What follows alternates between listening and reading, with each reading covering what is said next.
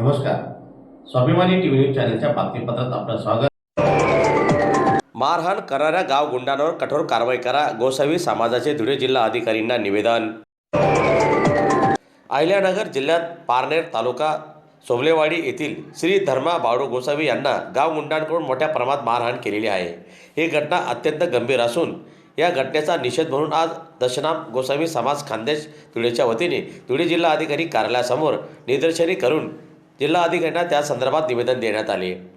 दरम्यान यावेळी निवेदन देण्यासाठी गोसावी समाजाचे साहेबराव गोसावी, अशोक गिरी, देवेंद्र गोसावी, शरद गोसावी, विजयगीर गोसावी, संजय गोसावी, मनोज गोसावी, राजेंद्र बाबा यांच्यासह गोसावी समाजाचे प्रतिनिधी उपस्थित होते.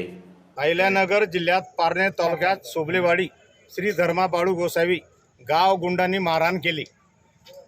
धर्मा गोसावी हे यांची माल वाहतूक गाडी होती. ते गाडीचं भाडे मागितलं असता या हरामखोरांनी गावगुंडांनी निवेदनावर 4 लोकांचं नाव आहेत.